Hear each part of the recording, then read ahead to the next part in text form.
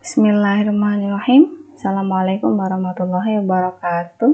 Alhamdulillah kita bisa bertemu lagi di kesempatan pagi hari ini.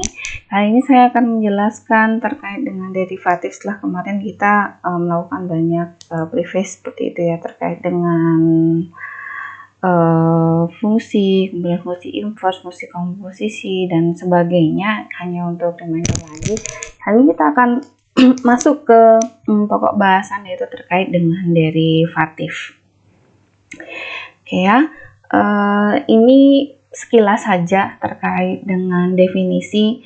Jadi definisi ya, atau pengertian dari turunan pengertian dari derivatif itu sendiri merupakan, ya kan? Anda perhatikan di sini, jika kita memiliki fungsi f dan a elemen domain D seperti itu, dikatakan ya kan, turunan fungsi f di a itu dinyatakan dengan f aksen a. It's the most common bentuk yang paling umum begitu, dan didefinisikan dengan f aksen a sama dengan ya limit. Di sini ada h begitu, h mendekati 0, fa ditambah h min fa dibagi dengan h ya, dengan syarat apa? Dengan syarat limitnya ada ya. Ini ada analisis lebih dalamnya lagi, tapi tidak akan saya bahas begitu. Nah, ini adalah, jadi kalau kita punya atau saya akan jelaskan sedikit terkait dengan grafnya seperti itu ya. Jadi kalau kita memiliki diagram XY begitu di sini, kemudian di sini ya ada A, sini ada A, maka di sini saya akan punya apa? FA, ya kan? Di sini Y atau sama Y sama dengan Fx begitu, maka di sini saya akan punya FA. Dan setelah itu jika saya tambahkan sebesar H, di mana H dengan sembarang H dulu ya, dengan sembarang H dulu, misalkan agak ke kanan. Nah, ini adalah sebesar H. Maka saya ini sebentar. Jadi titik ini berarti akan sebesar A plus H ya. Kemudian hanya di mana? Hanya adalah di sini ya. Ini adalah H. Jadi panjang dari A hingga A plus H adalah H. Berarti di sini nanti saya akan, ya kan, kalau di sini A plus H, maka katakan di sini apa? Di sini sebagai F A plus H ya. Jadi di sini adalah sebagai F A plus H. Ya, Anda perhatikan di sini. Ya, di sini kita punya mungkin sedikit ya, ini mungkin yang sering kita bahas secara grafnya seperti ini. Anda perhatikan, saya akan pilih mungkin warna merah atau mungkin agak orange. Oke. Anda perhatikan F A plus H dikurangi ya FA, jadi itu adalah selisih dari ini ya. Nah, jadi merupakan jadi ini sendiri itu merupakan F A plus H dikurangi dengan FA ya. Dan kemudian di sini Anda perhatikan, ini apa ini? Yang ini sejajar dengan H kan? Maka ini adalah sebesar H. Anda perhatikan bahwasanya ya FA plus H atau ini, jadi kan sejajarnya begini. Sejajarnya saya pilih warna yang lain lagi. Oke, ini secara grafik Anda perhatikan, just to know aja, for knowledge aja gitu buat kalian. Kemudian ini adalah FA-nya ya kan di sini. Nah, sehingga panjang dari ruas ini ke ruas ini adalah FA plus H dikurangi dengan FA. Masih ingat kalau yang di depan berbagi dengan yang di samping ini kita sebut dengan apa biasanya? Ya, masih ingat ya, disebut dengan tangan. Ya, masih ingat ya, disebut dengan tangan. Anda perhatikan H ini mungkin masih, kalau dalam gambar kita masih bisa saya ukur sebesar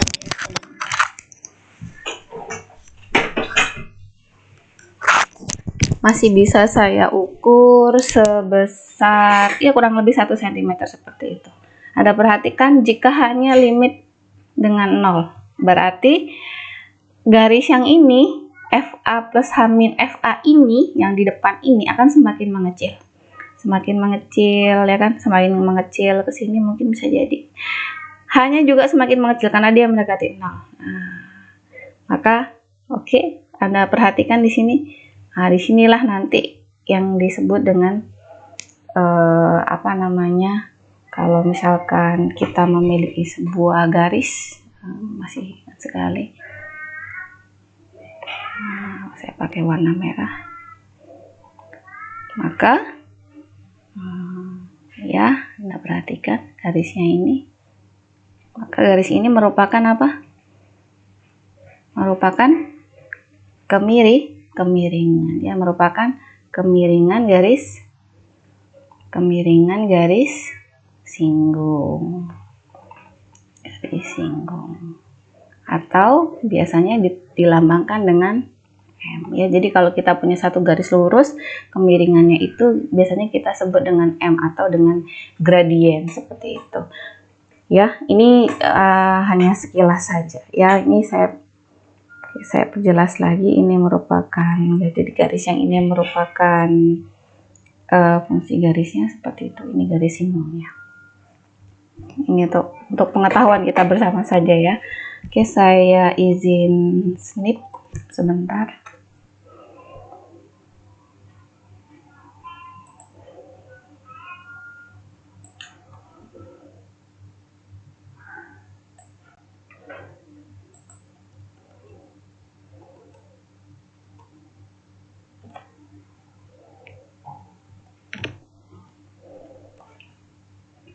Ya, sudah saya letakkan di sini.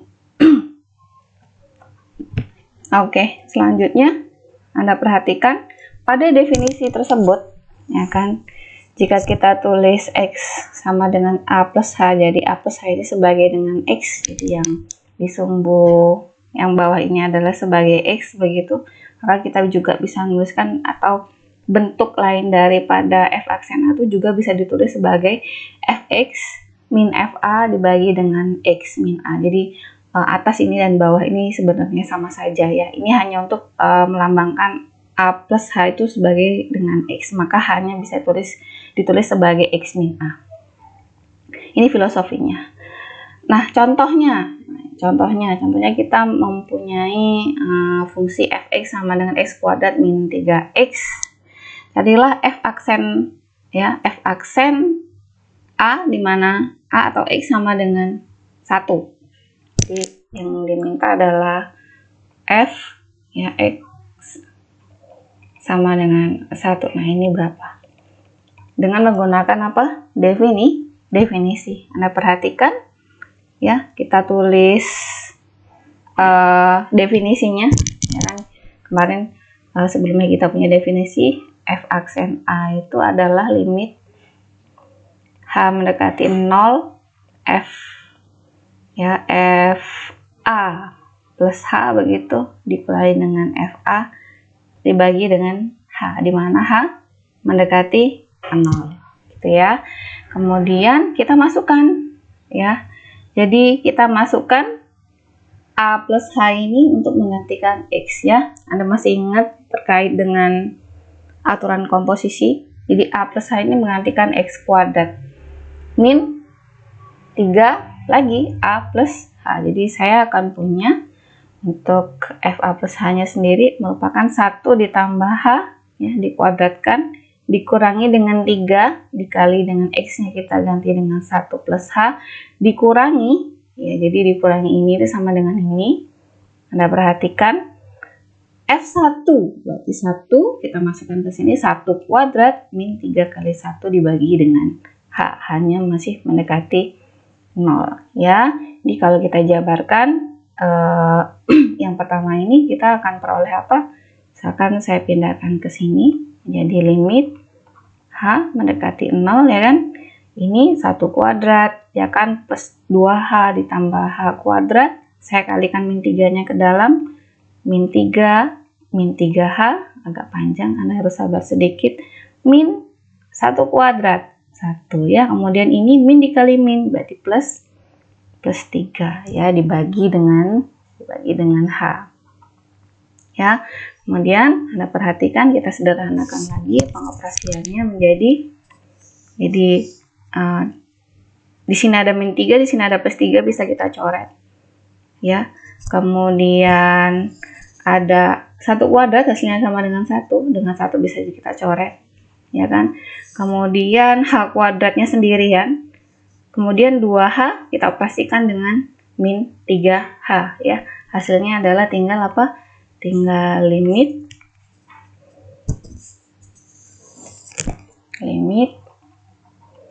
H mendekati 0 adalah H kuadrat plus 2 dan min 3 min H dibagi dengan H ya.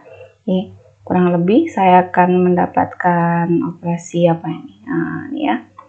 Limit jadi apa ini? H mendekati 0 hanya saya keluarkan. Di dalam tinggal H min 1 dibagi dengan H, maka bisa saya coret di sini. Nah, sekarang hanya kita masukkan hanya berapa? Hanya 0. Berarti kita peroleh nilainya adalah min 1.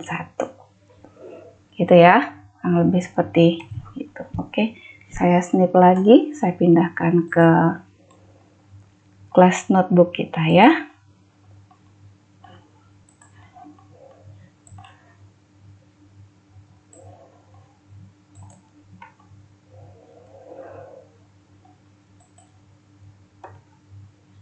Oke, ini basicnya seperti ini. Nah, untuk latihan coba kita bisa mau memilih yang pertama, yang kedua, atau yang ketiga. Anda pilih yang mana untuk bisa berlatih bersama. Ini juga ada beberapa contoh seperti itu ya, atau latihan. Mungkin Anda bisa pilih gitu ya, agar tidak kesulitan. Anda bisa pilih berapa nih, pilih 3 soal aja ya, 3 soal, pilih 3 soal ya, biasa kerjakan di homework, tulis saja tugas berapa nih, tanggal 30 September ya, nanti akan saya cek seperti itu. Nah ya, nah kemudian ada teorema yang menyatakan bahwa jika F mempunyai derivatif di A, maka F kontinu di A. Ya, jadi kontinuitas itu penting untuk menjamin bahwasannya ya kan, fungsi kita ini adalah bukan fungsi yang kasarnya itu atau secara grafiknya itu patah-patah seperti itu. Jadi fungsi kita adalah fungsi kontinu, tidak ada titik putusnya ya kan.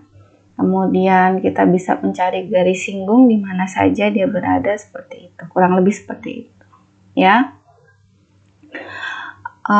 Oke, ada beberapa rumus dasar yang dulu sudah kalian pernah dapatkan mungkin di bangku sekolah ya. Yang pertama jika F konstan, kalau F-nya ini adalah konstan, maka turunannya ya untuk sembarang X nilainya akan sama dengan 0.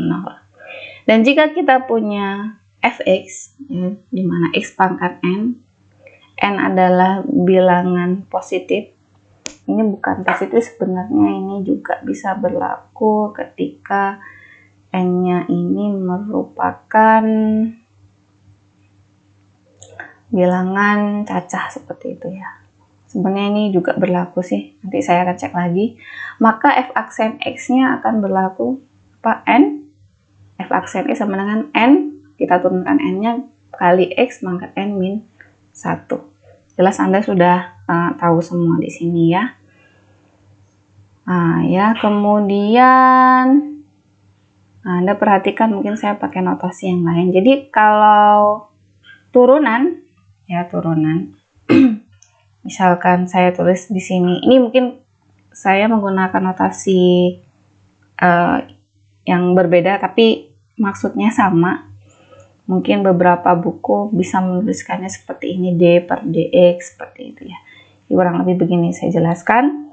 Kalau saya punya fx, ya kan, punya fx, kemudian turunannya tadi kita tulis sebagai f aksen x. Nah, ini juga bisa kita tuliskan menjadi d, ya, derivatif dari fx terhadap apa? Terhadap x. Itu ya.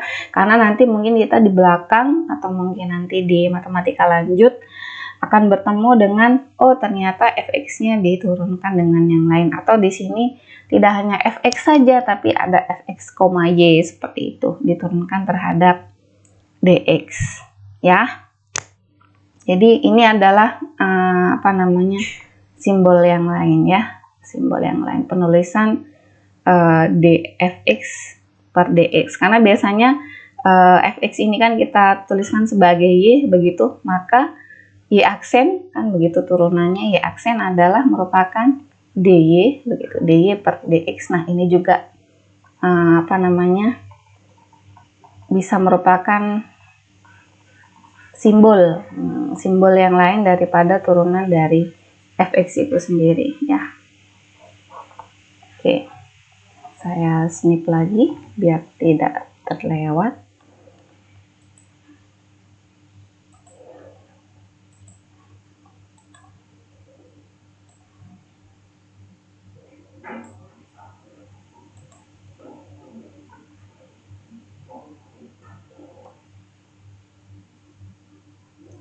Ya. Nah, yang lain Anda perhatikan dari dua sifat yang tadi, yang awal tadi itu. Jadi kalau kita ini sudah punya dua sifat ini nih, nah itu berlaku. Jadi ini teorema itu